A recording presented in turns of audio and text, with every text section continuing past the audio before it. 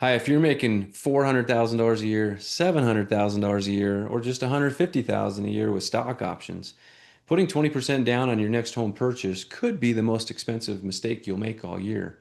I recently had three clients, an executive, a financial planner, and a tech leader, all realize that cheap debt is more profitable than expensive cash.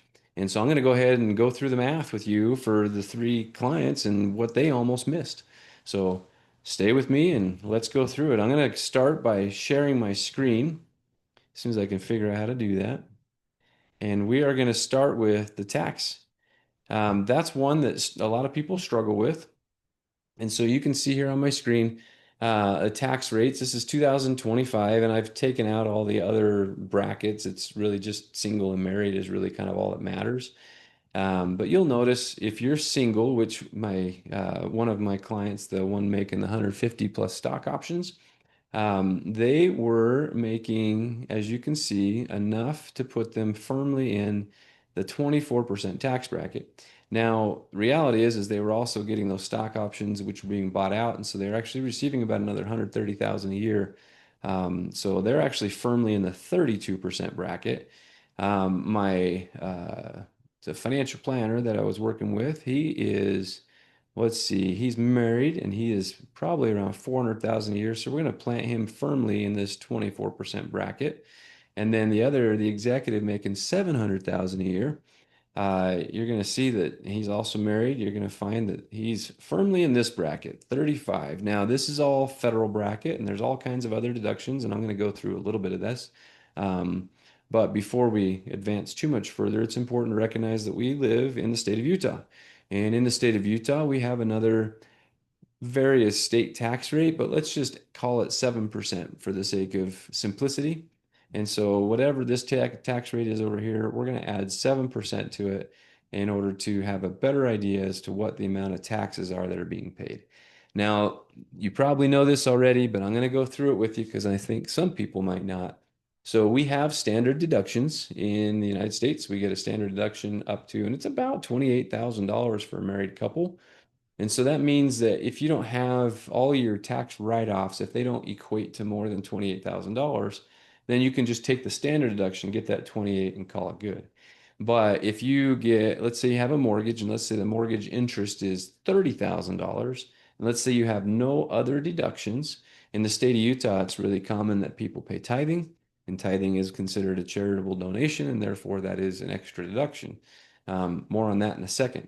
But if you had $30,000 in interest, which isn't that hard, it's a $500,000 mortgage with a 6% interest rate. That's $30,000 a year of interest, roughly.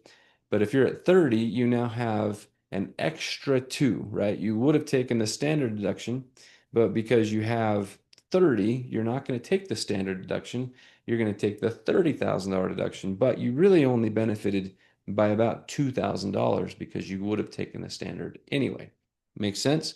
So in this case, $30,000 deduction, if you're in a 24% tax bracket, or more appropriately, a 7% or 31% tax bracket because of the state of Utah, then 31% of that $2,000, because that's the portion that's going to get deducted. So 31% of the 2,000 is going to be essentially a tax refund or a tax credit when you get your taxes filed. Okay. So 2,000 times 31% is $620. Not a massive savings, especially not on a $30,000 mortgage, but 600 bucks, that's about 50 bucks a year. So if this person had a $500,000 mortgage and a 6% rate, they're going to get about a $50 a month savings as a result, which means the real true interest rate, and this is my point, the real true interest rate isn't 6% because they just got a $50 a month refund, essentially, right? So that means the real interest rate is going to be somewhere underneath of 6%. And that's one of the more important points that I'm trying to drive at right now.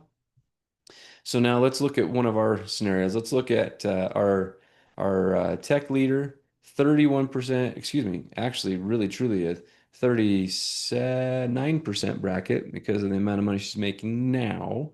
But she's going to go back after her stock options are done. She's going to go back to one of these.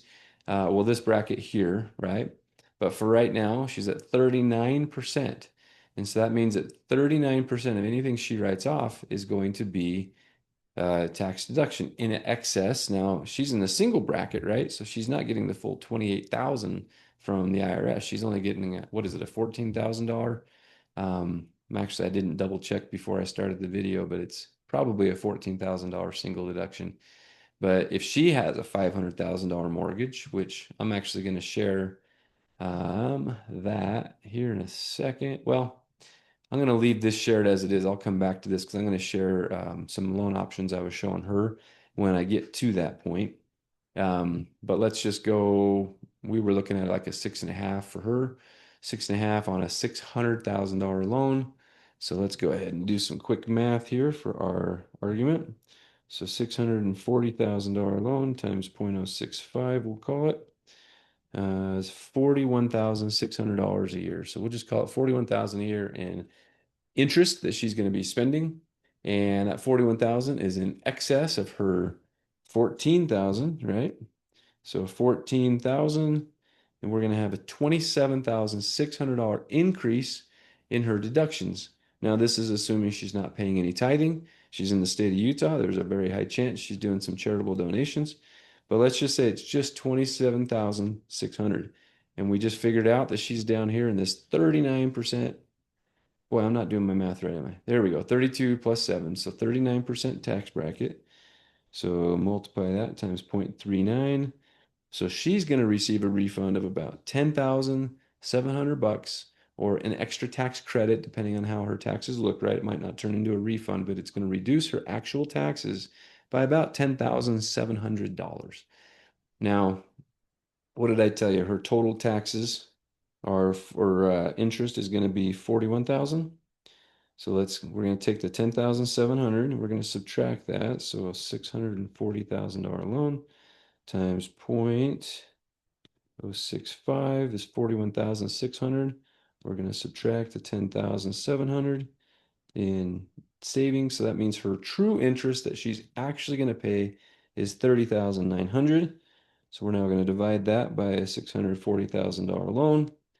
And that means her net interest rate, her true interest rate, is going to be closer to 4.8%. Did you follow that? If not, rewind it. This is a video after all.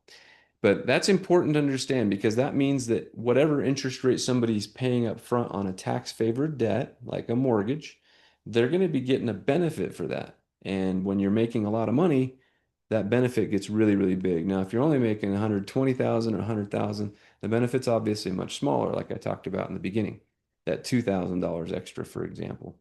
But a 4.8% interest rate, if this tech leader I was talking about, if she's got a 4.8% as her true net interest rate, then let's go into point two. Point two, well, actually, let's talk about this for our other two buyers as well. So let's talk about it for our executive for a second. We figured out that our executive is firmly in the 35% bracket. And of course, that's plus 7, so 42% bracket. That means, and let's say they're going to be doing something a little bit bigger and they're going to have a couple little snags. I'm not going to dive real deep in. So the big beautiful bill, it changed the mortgage interest write-off so that the first 750,000 is a permanent write-off. They can do that forever. Anything more than that, which they're going to be borrowing more than that, they make 700,000 a year after all. So their interest is going to be a little bit more complicated. I'm going to simplify it for the sake of the video. But if they're going to do a $1.3 million loan is kind of what we're eyeballing for them. We are going to multiply that times, and I think we're doing a 6%, we'll just go with 6.5 for them because we're still in the pre-approval stage for them. We're going to divide that. Well, that's $84,500 a year in interest. So 84.5. So that's an important number to remember. And then we are going to, again, they're in a 42% tax bracket, but we're going to look at what above that 28,000 that they could count, right? So that 28,000, we're going to subtract 28. So they're going to be 56,000 is their actual increased tax deduction. Again, ignoring any tithing or anything else that they're very likely paying. But 56,000 times 0.42 means $23,000 Almost $24,000 is now going to be a tax credit. Again, they were spending 84,000 in interest. So let's subtract their 23, and that is going to look like 60,000. 60 divided by their loan amount, 1.3 mil, puts their net effective interest rate similar to hers at about 4.7%. Again, 4.7 is a much better interest rate than what the surface level looks like. And this is going to be really important when I get to point number two. For our other client making what, they're 400,000-ish, and they're married, we're going to put them in this bracket, which is basically that same 31% bracket. They're firmly in that bracket. They're basically almost into this bracket, really. But for the sake of their mortgage interest, we're all going to be in this bracket here. And so it's important to recognize theirs is going to be very similar, right? If they end up with a 6.5 rate, like a couple of the others, then they're going to be more net rate's going to be similar, like a 4.6, 4.7, somewhere in there. Make sense?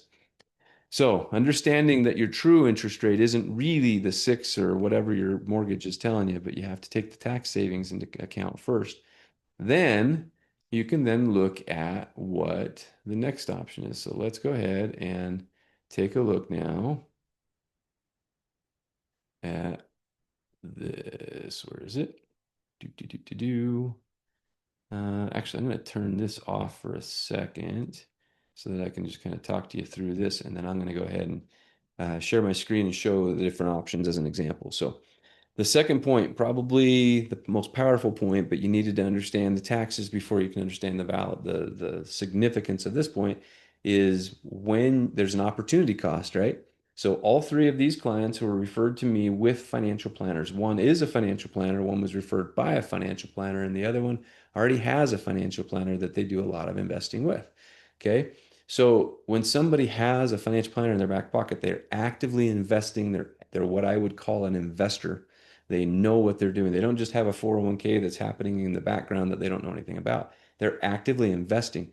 When somebody's doing that, I have great confidence that if they were to reposition their money on this side with the mortgage, that they're going to have a greater benefit than somebody who doesn't have something like that going on. So if you come in the door, you want to buy a house, and all the money you have is your down payment money, you don't have any active investing going on, a lot of this next point isn't going to pertain to you.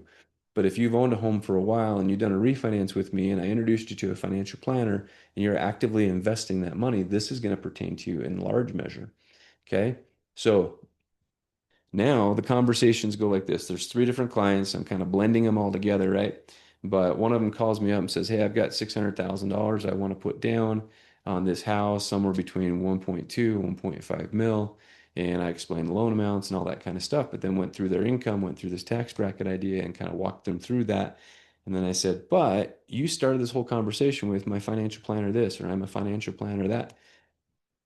Knowing that you're actively investing, telling me that you want to put 20% down or 30% down or whatever these numbers are, what I'm hearing is you don't understand that your investment is more valuable than the money here. So again, I just showed you how low their cost is. That 4.7, 4.8% interest. Now that's a simple interest loan, right? They're paying interest on a principal balance, period. They're never paying interest on the interest. There's no compounded effect here. Over here, they're earning, most of them are going to be earning in excess of 9%. Most everybody I know working with a financial planner is consistently getting over 9%. Last year, the S&P 500 was 17%, and the VTSAX, which is a mutual fund that invests in the full S&P 500, I think its 30-year average is over 10%. So anybody invested in anything along those lines, if they're getting, even if they're just getting 6%, right, or even 5%, they're paying only 4.7% over here. If they're getting 5% or more over here, this is a compounded interest. They'll earn interest and then they'll earn interest on that interest, right? And then it just keeps compounding on itself as the years go by. So this is going to grow far more rapidly and arrive at a perspective and point in time where they have enough money here to pay this off in full. And they're going to arrive at that day faster by keeping the money separate, by putting the least amount down they can. Now, when you go over 800,000-ish in the mortgage world today, you're gonna go into the jumbo markets, and those are typically going to start at least 10% down. So 10% down is really your minimum in that market. And then in addition to that, when you're below that 800 mark, you're typically only 5% down or even less. Now follow this for 1 second because you're starting to understand there's an opportunity cost, right? So if I'm going to put 10% down on my mortgage and I'm going to earn more, that means if I could put 30% down, that other money that I'm not putting down is going to stay in the investment. It's going to keep earning money. So my investments stay bigger. I'm earning more interest in those investments. So I'm going to get then grow even faster. Make sense? Meanwhile, it's important to recognize that when you do put your 5 or 10% down over here, this is actually a really great leverage, right? When you put 5% down, you're purchasing, say, a $500,000 house. You're purchasing an asset worth 500,000 that's going to gain versus on the full value of the asset. So if we're getting a 3% appreciation this year, you're going to get 3% on the full 500,000. But if you only put 5% down, you only put 25% or 25,000, right? So let's do some quick math here. If you're getting a $500,000 house at 3% gain in 1 year, we're ignoring the taxes, we're ignoring a bigger payment and all that kind of stuff for a second. Um, Not the taxes, the amortization. We're ignoring the amortization and all that kind of stuff. But if you're going to put 5% down on a $500,000 house, that's 25,000. If it goes up in value by 3% that year, it's a $15,000 gain. Well, $15,000 compared to your $25,000 investment, that's 60% rate of return. That's a really, really high rate of return, much better than you're probably getting over here. So, of the 5% or 10% that you're going to take out of your investment and put it over here, it's going to fare very, very well. But why won't it be better to put even more and take even more over? And that's because the leverage factor. If you're putting 5 down, you're leveraging 20 to 1. You're buying an asset worth 20 times the 5%. Or if you put 10% down, you're buying an asset that's worth 10 times the down payment. But if you put 50% down, you're only doing a 2 to 1 leverage. So you're going to significantly minimize the overall gain. Does that make sense? So that was the third point, was leverage. And now let's kind of circle back to this cost and opportunity cost. I want to show you the actual math for our tech leader. So let's go ahead and take a look at this. So this is what she was looking at with us. So we've got a $674,000 price point that we chose. I know, a nice round number. So we got 674,000, and you can see you got a couple different interest rates listed up here, but what you're not paying attention to is the down payment. So she called us wanting this loan program. And again, she was a referral from her financial planner, and she has a higher income, like I just showed you. And so, knowing all that, I said, well, let's just take a look at the 5% down. So, here's your 5% down, here's your 20% down.